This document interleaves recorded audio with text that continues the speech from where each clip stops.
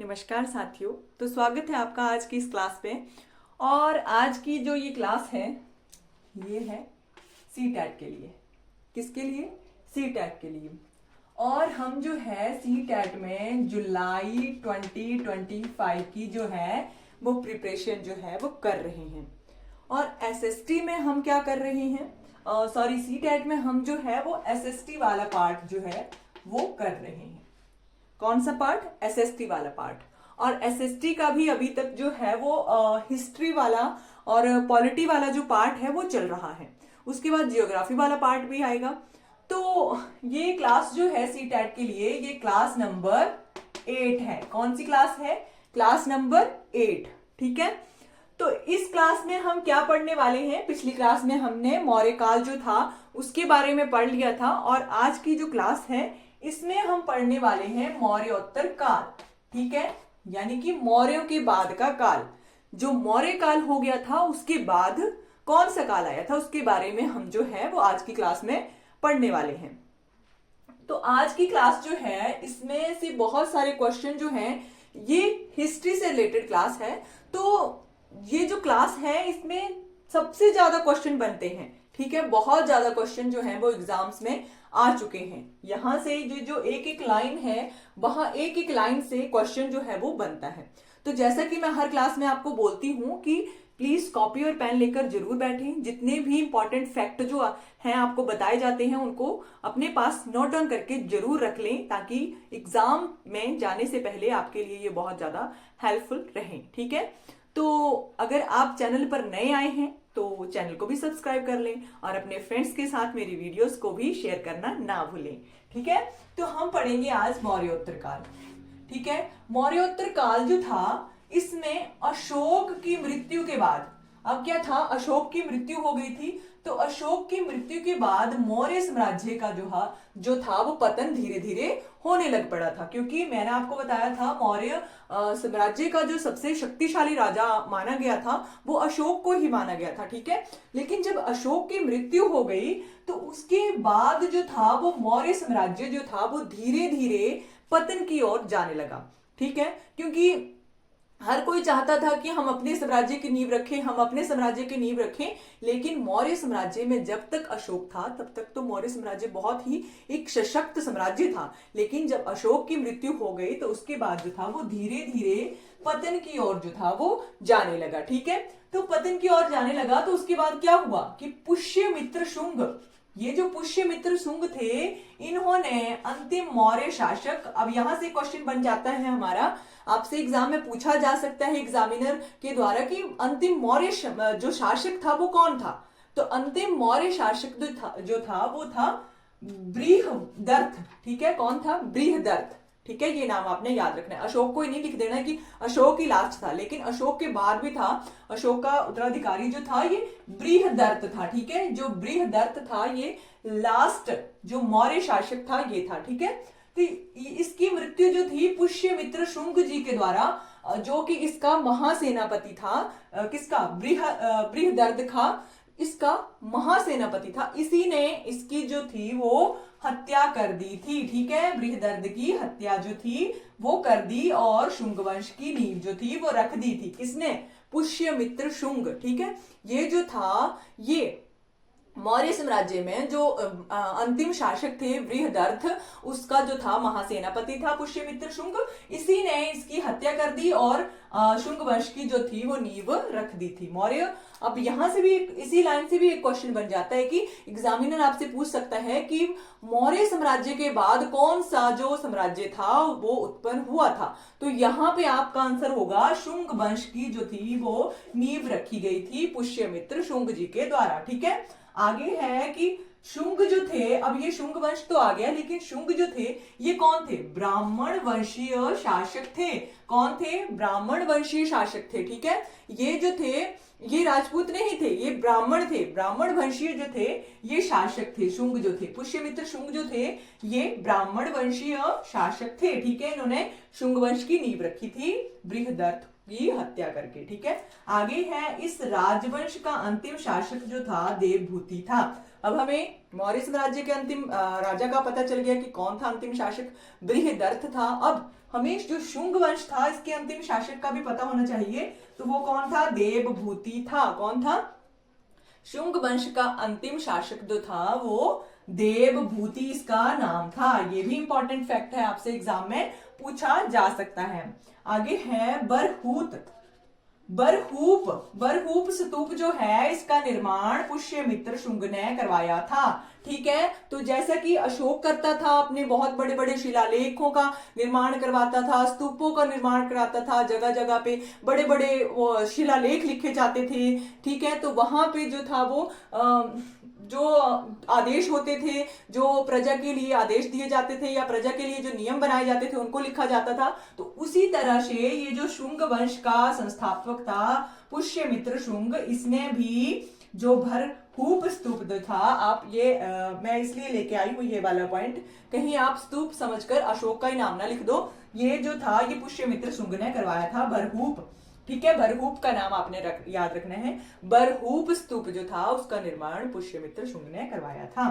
आगे है कि शुंग वंश के अंत के बाद क्या हुआ था, शुंग वंश के बाद अब मौर्य साम्राज्य का अंत हो गया, शुंग साम्राज्य का अंत हो गया, अब आए सातवाहन। ठीक है, कौन आए, सातवाहन। जो सातवाहन थे ये शुंग वंश के बाद आए। ठीक है, तो शुंग वंश के बाद सातवाहन वंश आया, तो शतकर्णी जो था, कौन, शतकर्णी जो था इस वंश का सबसे महान जो था शासक था। ठीक है, कौन था, शतकर्णी, इसका नाम था शतकर्णी।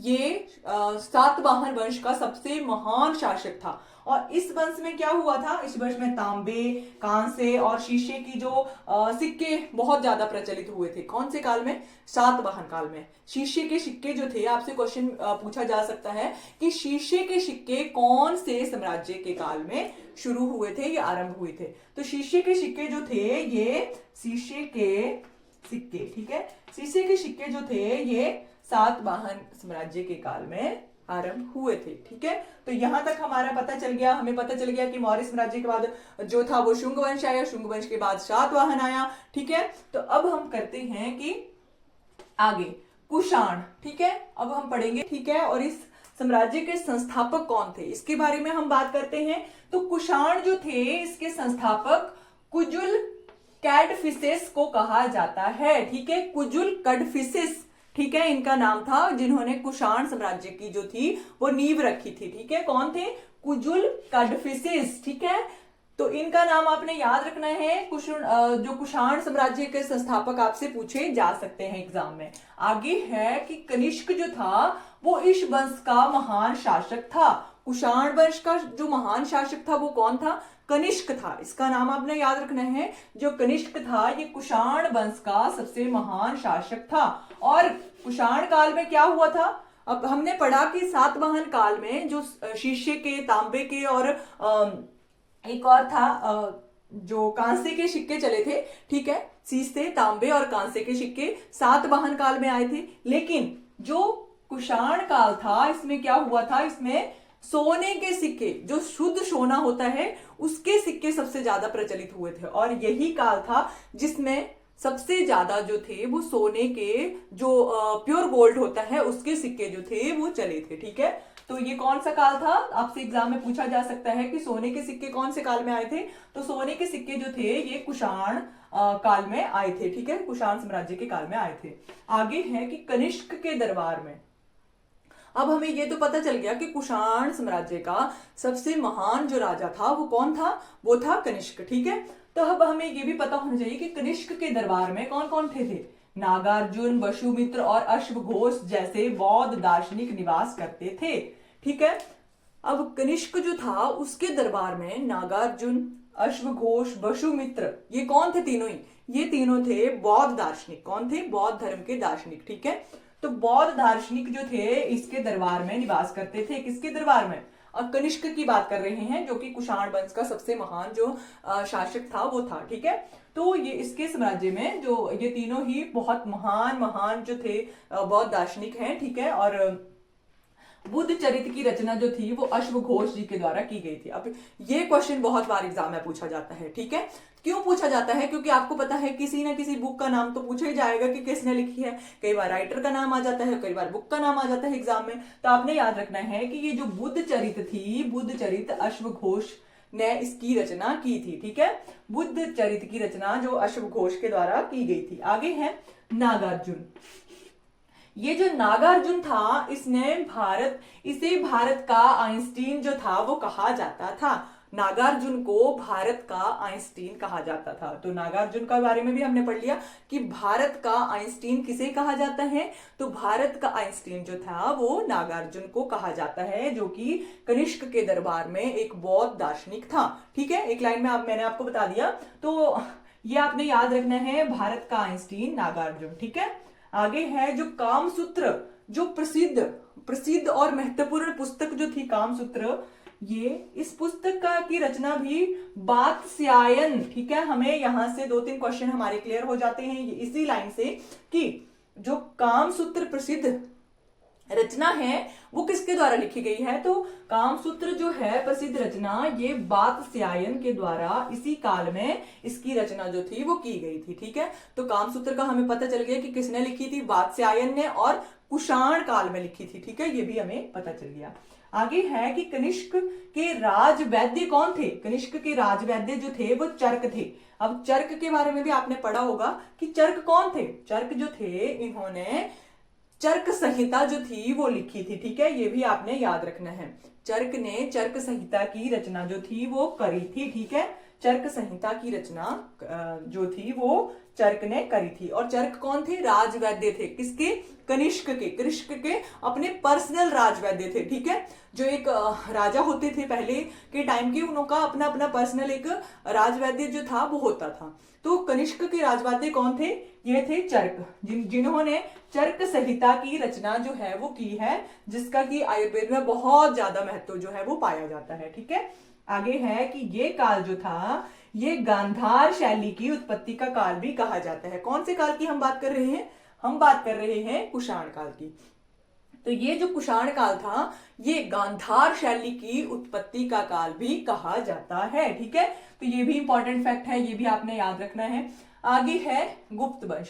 अब हम बात करेंगे गुप्त वंश की। हमने पढ़ लिया मौर्य साम्राज्य के बाद कौन सा शुंग वंश आया, शुंग वंश के बाद सातवाहन आया, सातवाहन के बाद हमने कुषाण वंश पढ़ लिया।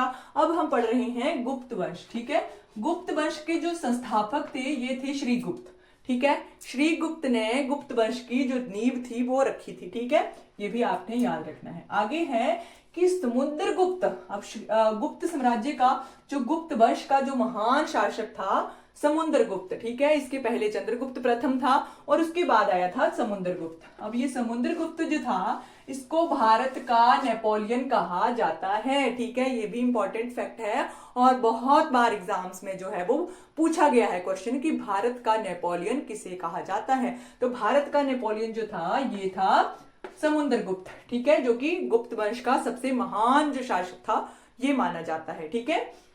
तो हमने पढ़ा कि भारत का आइंस्टीन जो था वो नागार्जुन थे, जो कि बौद्ध दार्शनिक थे। और हम पढ़ रहे हैं कि समुद्रगुप्त जो कि गुप्त वंश के महान शासक थे, उनको भारत का नेपोलियन जो है वो कहा जाता था, ठीक है। ये भी आपने याद रखना। ये है कि समुद्रगुप्त जो था ये उच्च कोटि का कवि एवं संगीतज्ञ भी था, ठीक है। भारत का नेपोलियन कहे जाने वाला गुप्त वंश का सबसे महान शासक जो था समुद्रगुप्त, ये क्या था? उच्च कोटि का कवि भी और संगीतज्ञ भी था, ठीक है। तो इसको बहुत शौक था और ये कवि भी था और संगीत सुनने में भी बहुत ज्यादा रुचि जो था वो रखता था। इस कारण इसे कविराज, ठीक है।